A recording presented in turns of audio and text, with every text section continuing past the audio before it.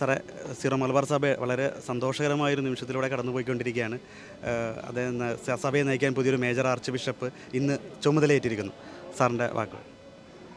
Zero Malabar സഭയെ ഒരുമിച്ച് കൊണ്ടുപോകാൻ ഏറ്റവും യോഗ്യനായ ഒരു തലവനെയാണ് ദൈവം നൽകിയിരിക്കുന്നത്.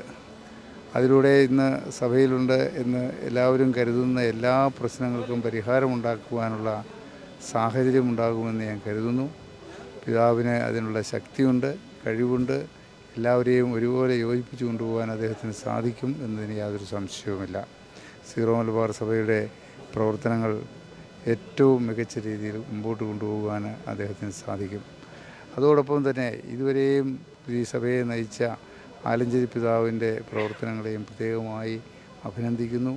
അദ്ദേഹം വളരെയേറെ നല്ല രീതിയിൽ ആ സഭയെ നയിച്ചുകൊണ്ട് 12 വർഷക്കാലം, ഒരു വ്യാഴവട്ടക്കാലം മുമ്പോട്ട് പോയി. അദ്ദേഹത്തിന് നന്ദി പറയുകയാണ്.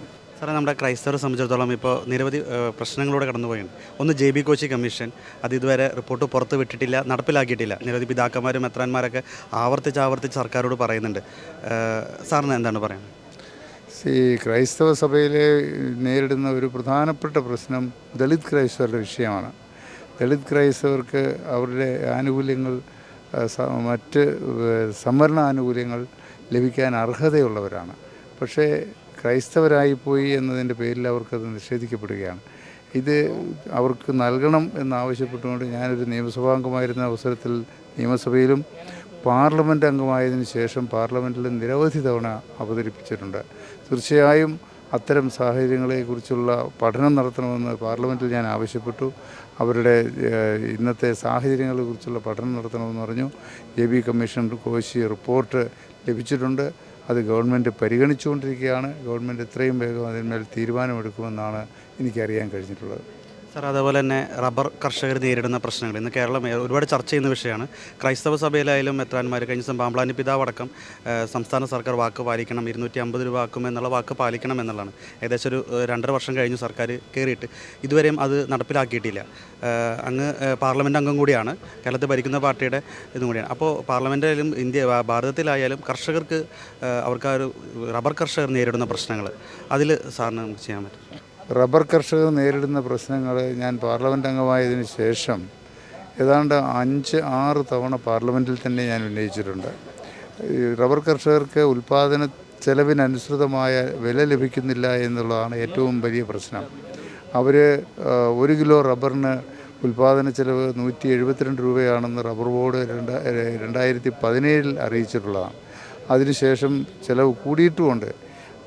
സ്വാമിനാഥൻ കമ്മീഷൻ്റെ റിപ്പോർട്ട് അനുസരിച്ച് ഏത് കാർഷിക വിളയാണെങ്കിലും അതിന് ഉൽപ്പാദന ചെലവിൻ്റെ 150% അല്ലെങ്കിൽ 1.5 ഇരട്ടി ഉൽപ്പാദന ചെലവിനേക്കാൾ ലഭിച്ചാൽ മാത്രമേ കൃഷിയുമായി മുമ്പോട്ട് പോകാൻ കഴിയൂ. അത്തരത്തിൽ നോക്കുമ്പോൾ റബ്ബറിൻ്റെ 1 കിലോ റബ്ബറിൻ്റെ ഉൽപ്പാദന ചെലവ് 172 രൂപയെന്നാണ് കണക്കാക്കിയിരിക്കുന്നത്. ഏതാണ്ട് 258 രൂപ 1 കിലോയ്ക്ക് കിട്ടിയാൽ മാത്രമേ റബ്ബർ കർഷകർക്ക് മുമ്പോട്ട് പോകാൻ കഴിയൂ. അത് പരിഗണിച്ചാണ് ബഹുമാനായ KM മാണി സാറ് അധികാരത്തിലിരുന്ന അവസരത്തിൽ, ധനകാര്യമന്ത്രിയായിരുന്ന അവസരത്തിൽ, അന്ന് റബ്ബർ വില ഏതാണ്ട് 85 രൂപയ്ക്ക് താഴ്ന്നു പോയൊരു സാഹചര്യം ഉണ്ടായപ്പോൾ 150 രൂപ ഉറപ്പ് നൽകിക്കൊണ്ട് അതിന് വിലസ്ഥിരതാ ഫണ്ട് ലഭ്യമാക്കിയിരുന്നു. ഇപ്പോഴും ഗവൺമെൻറ് അത് നടപടി സ്വീകരിച്ചുകൊണ്ടേയിരിക്കുന്നു. കേരള കോൺഗ്രസ് എം ഇന്നത്തെ ഗവൺമെൻറ്റിൻ്റെ ഭാഗമായി മാറിയതിനു ശേഷം ഞങ്ങൾ പാർട്ടി തലത്തിൽ നിരവധി മെമ്മോറാണ്ടങ്ങൾ കൊടുത്തു. അതിൻ്റെ അടിസ്ഥാനത്തിൽ 150 എന്നുള്ളത് 170 ആക്കി വർദ്ധിപ്പിക്കാൻ കഴിഞ്ഞു എന്നതിൽ ചാരിതാർത്ഥ്യമുണ്ട്. ഞങ്ങൾ ബഹുമാനപ്പെട്ട മുഖ്യമന്ത്രിയെ ഉടനെ തന്നെ, നാളെ തന്നെ കാണാൻ പോകുന്നുണ്ട്.